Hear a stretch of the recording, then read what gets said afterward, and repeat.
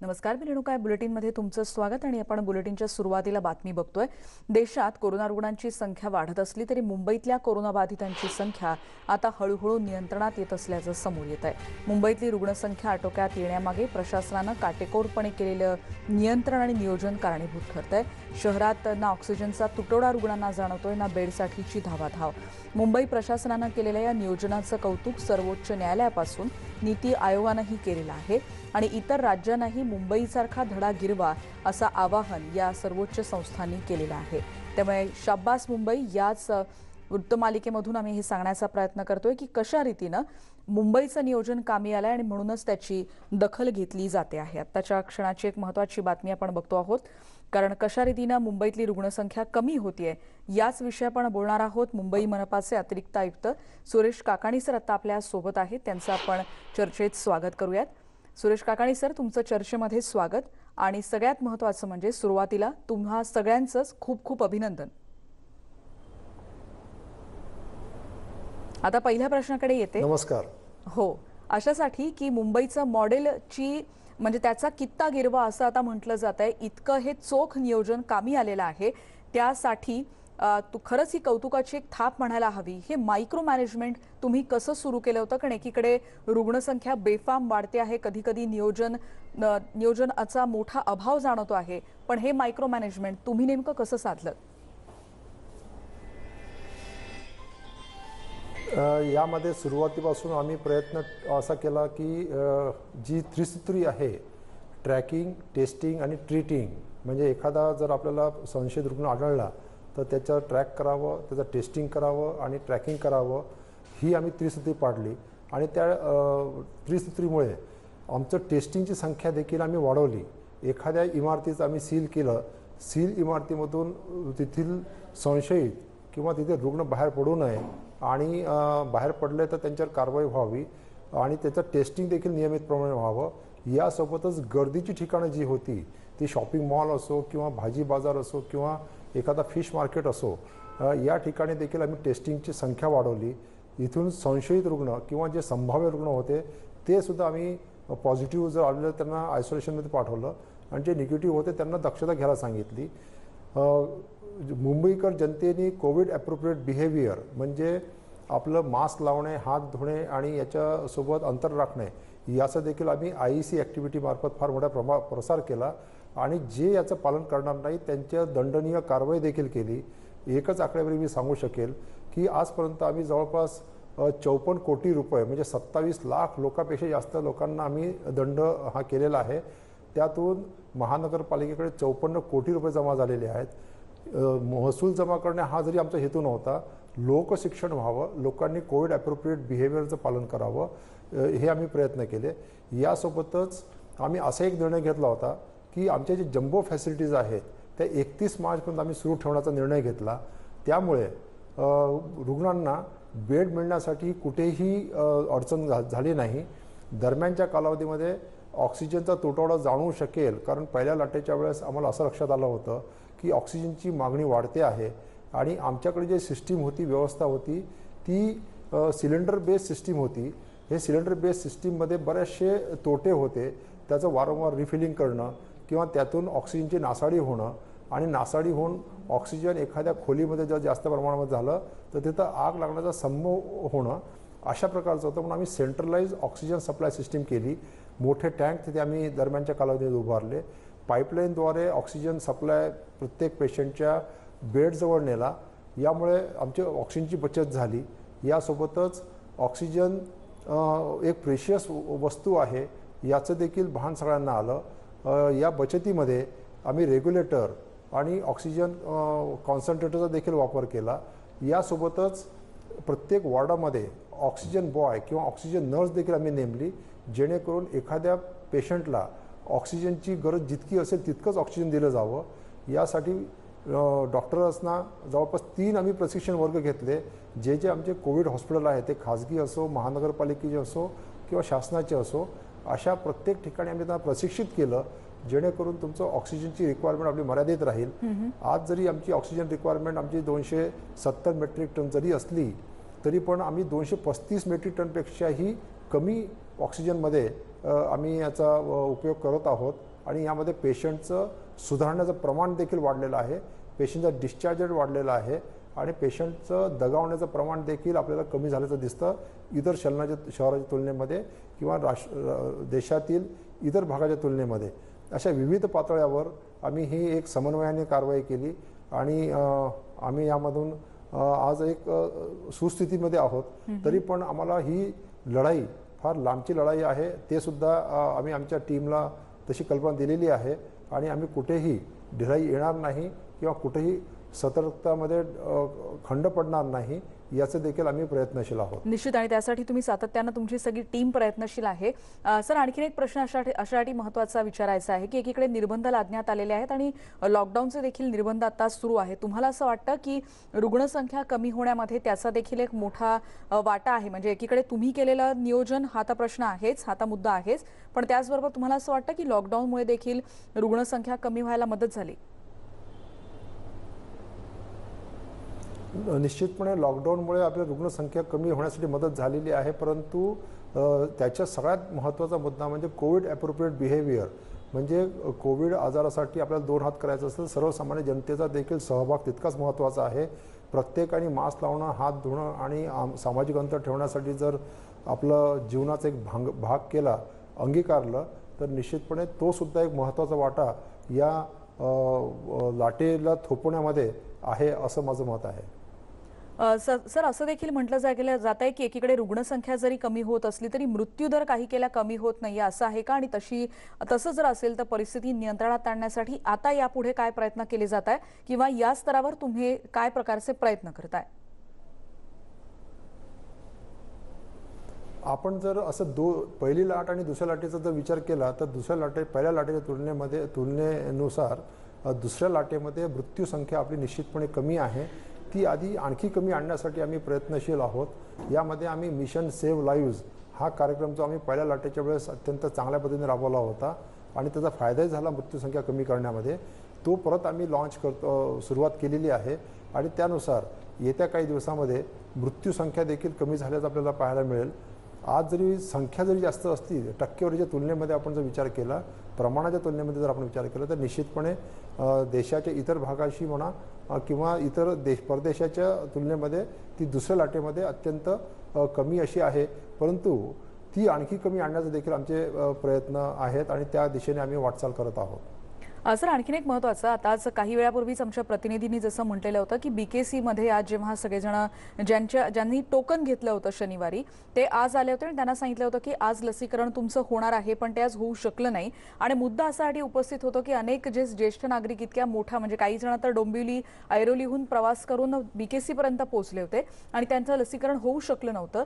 तर अशा गोष्टींनी तुमचं जे यश आता आहे त्याच्यात बाधा येते, ते मिटवण्यासाठी किंवा असे प्रॉब्लेम पुन्हा येऊ नये यासाठीचं प्लॅनिंग कसं आहे, जेणेकरून टोकन तर दिलेलं आहे की तुम्हाला आल्यावर लगेच लस मिळू शकते, हे टाळण्यासाठी किंवा हे यशस्वीपणे राबवण्यासाठी काय करण्याची गरज आहे असं तुम्हाला वाटतं?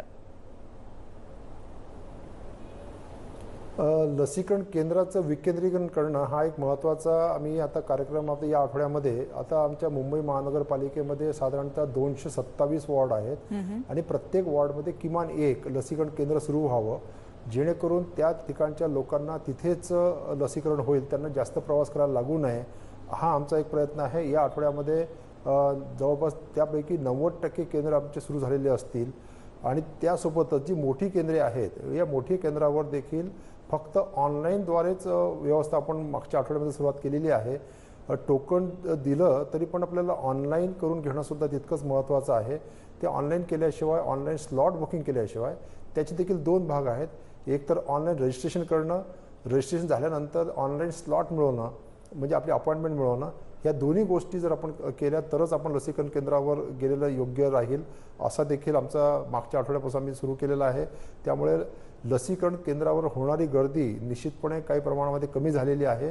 त्यामध्ये विकेंद्रित केंद्र जर सुरू झाली आणि लसींचा साठा, लसींचा पुरवठा जर वेळेवर झाला तर निश्चितपणे ही जी होणारी गर्दी आहे ती कमी झालेली आपल्याला येत्या आठवड्यात दिसेल आणि लसीचा साठा किंवा लसीचा पुरवठा हा देखील केंद्र शासनाकडून आणि राज्य शासनामार्फत आम्हाला होतो आहे. तो त्यामध्ये आणखी वाढ व्हावी असे देखील आमचे प्रयत्न आहेत. अर्थात ह्या ज्या गोष्टी आहेत ह्या लसीचं उत्पादन किती होईल आणि किती प्रमाणामध्ये होईल त्याच्यावर अवलंबून आहे. जगभरातून लसींना प्रचंड मागणी आहे.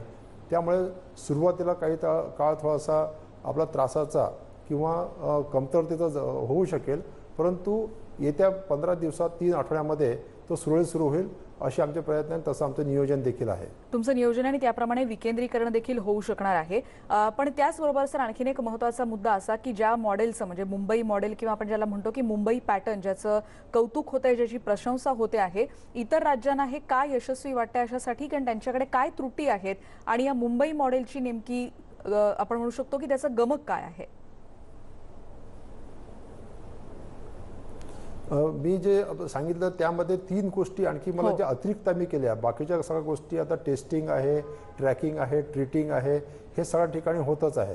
परंतु ज्यावेळेस आमच्या केसेस कमी होत होत्या, आम्ही दुसऱ्या लाटेची सुद्धा तयारीला आम्ही लागलेलो होतो.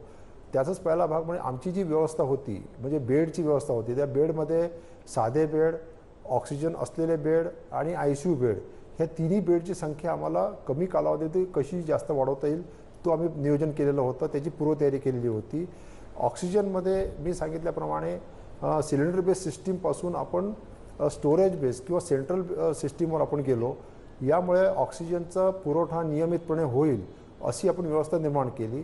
ऑक्सिजन पुरवठ्यावर आपल्याला अवलंबून राहावं लागतं जिथे मॅन्युफॅक्चरिंग युनिट आहे किंवा जे वितरक आहे त्यांच्यावर. सुरुवातीला आमचं त्यांच्यावर इतकं नियंत्रण नव्हतं, पण जेव्हा एप्रिलच्या मध्यामध्ये आम्हाला काही पेशंट हलवावे लागले त्यावेळेस आम्ही त्यांच्यावर देखील नियंत्रण प्रस्थापित केलं आणि ज्या ठिकाणून वाहतूक होते आहे त्या ठिकाणी आमचा एक अधिकारी नेमला. त्या वाहतूक व्यवस्थेवर देखील आमचा अधिकारी नेमला. केंद्रीय कंट्रोल रूम आम्ही उभारणी केली की जेणेकरून कुठेही गरज आली ऑक्सिजनची तर त्या माध्यमातून आपल्याला पुरवठा करता येईल. आम्ही एक राखीव साठा देखील निर्माण करून ठेवला. एखाद्या वेळेस काही इमर्जन्सी आली, काही आपत्कालीन परिस्थिती उद्भवली तर लगेच आपल्याला ऑक्सिजन पुरवठा करता येईल. तर हे आम्ही दुसरा भाग केला. तिसरा भाग आता औषधी, याला मोठ्या प्रमाणात औषधी लागतात. आपण पाहिलं असेल की गेल्या काही दिवसापासून रॅमडेसिवीर असो किंवा टोसिलिझुमॅब असो किंवा आणखी कुठली औषधं असो, त्यामध्ये महानगरपालिकेने जेव्हा रुग्णसंख्या कमी असतानाही आमची प्रक्रिया आम्ही पूर्ण करून ठेवली आणि लगेच आम्ही पुरवठादाराला आदेश दिले.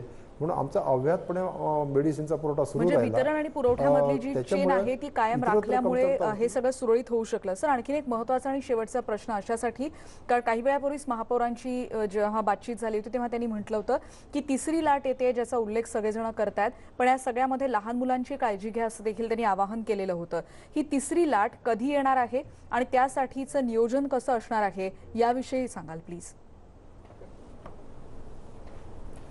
तिसरी लाट आता ही येणार असं म्हणजे वैज्ञानिक म्हणा किंवा तज्ज्ञ डॉक्टर मंडळी देखील व्यक्त करतायत आणि त्या दृष्टीने देखील आम्ही कधी येईल हे सांगणं थोडं कठीण जरी असलं तरी ती कधीही जरी आली तरी आपली पूर्वतयारी असावी म्हणून आम्ही त्यासाठी आणखी 4 ठिकाणी जम्बो सेंटर तयार करतोय जेणेकरून 5,500 बेडच्या वर तिथे आपल्याला व्यवस्था असू शकेल.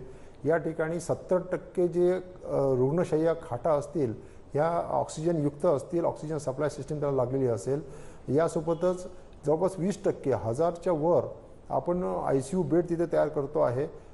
आणखी एक चौथा मुद्दा जो सगळ्यात महत्त्वाचा आपण जो उल्लेख केला, बालकांसाठी आपण काय करणार आहोत की बालकांसाठी आम्ही प्रत्येक 4 वेगवेगळ्या ठिकाणी म्हणलं 4 आता ज्या अस्तित्वात आहे त्या ठिकाणी पेडियाट्रिक वॉर्ड, जे कोविड पॉझिटिव्ह मुलं, नवजात बालकं म्हणा किंवा 18 वर्षापेक्षा कमी असलेले पौगंडावस्थेमधील काही मुलं म्हणा, यांच्यासाठी आम्ही वेगळ्या व्यवस्था करतो. जे अस्तित्वात असलेल्या ठिकाणी पेडियाट्रिक वॉर्ड तयार करणं, नवीन असलेल्या ठिकाणी आपण त्यांच्यासाठी वेगळी व्यवस्था करणं. त्यासाठी राज्य शासनाने एक बाल रुग्णांचा एक कृती गट देखील तयार केलेला आहे, टास्क फोर्स तयार केलेला आहे. त्यांच्या सूचना आम्हाला मिळालेल्या आहेत. अंतिम सूचना आज संध्याकाळी आम्हाला मिळतील. त्यानुसार नवीन ठिकाणी जे 4 जम्बो सेंटर आहेत या 4ही ठिकाणी आमची बालकांना योग्य वाटेल, योग्य राहील अशा प्रकारची राहण्याची व्यवस्था, त्यांना ॲडमिट करण्याची व्यवस्था, यासोबतच त्यांचं कुठले उपकरणं लागतील, कुठलं औषध लागेल ते सुद्धा आम्ही आतापासून नियोजन करून ठेवतो आहे. आता आमच्याकडे जवळपास 28 मॅटर्निटी होम्स आहेत महानगरपालिकेच्या मालकीचे.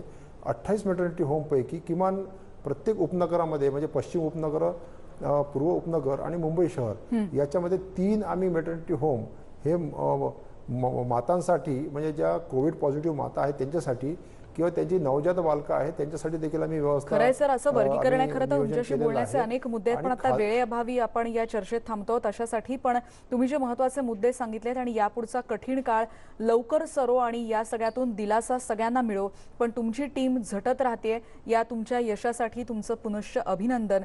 आणि यानंतर सुरेश काकाणी सरांशी बोलल्यानंतर आपण या बुलेटिनमध्ये एक ब्रेक घेऊन पुन्हा भेटणार आहोत. पण एक महत्त्वाचा मुद्दा जसं त्यांनी आता सांगितला तो म्हणजे विकेंद्रीकरण केलं जाणार आहे आणि त्याचबरोबर 4 नवीन सेंटर्स म्हणजे 4 जम्बो सेंटर्स देखील उभारली जाणार असल्याचं त्यांनी आता स्पष्ट केलंय.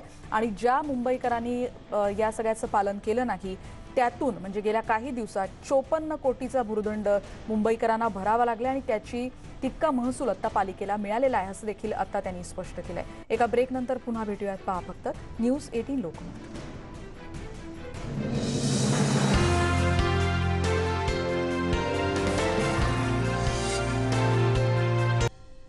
आणि आपण दृश्य बघणार आहोत भुसावळ मार्केटमध्ये झालेल्या प्रचंड गर्दीची. कारण इथे आज लिलाव होता आणि नागरिकांनी इतक्या मोठ्या प्रमाणात तिथे गर्दी केली होती की कोरोनाच्या नियमांचं सगळ्यांनीच उल्लंघन केलेलं होतं. इथले सगळे नियम असे पायदळी तुडवले गेलेले होते. आपण बघतोय की नागरिकांना इथे कोरोनाचा विसर पडलाय. कृषी उत्पन्न बाजार समितीमध्ये लिलावाच्या वेळी नागरिकांनी इतक्या मोठ्या प्रमाणात इथे गर्दी केली होती.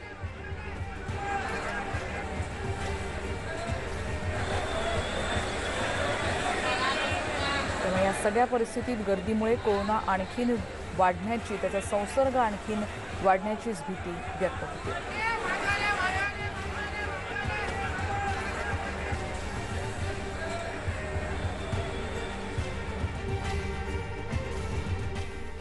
या बातमीनंतर या बुलेटिनमध्ये आता आपण इथेच थांबतो आहोत. पण सगळ्यात महत्त्वाचं म्हणजे जबाबदार नागरिकाचं सगळ्यात महत्त्वाचा वर्तन आणि ते आता सगळ्यात महत्त्वाचं आहे अशासाठी की मास्क वापरणं आपल्या सगळ्यांसाठीच अत्यंत गरजेचं आहे. त्यामुळे मास्क वापरा, सुरक्षित राहा. पहा फक्त न्यूज 18 लोकमत.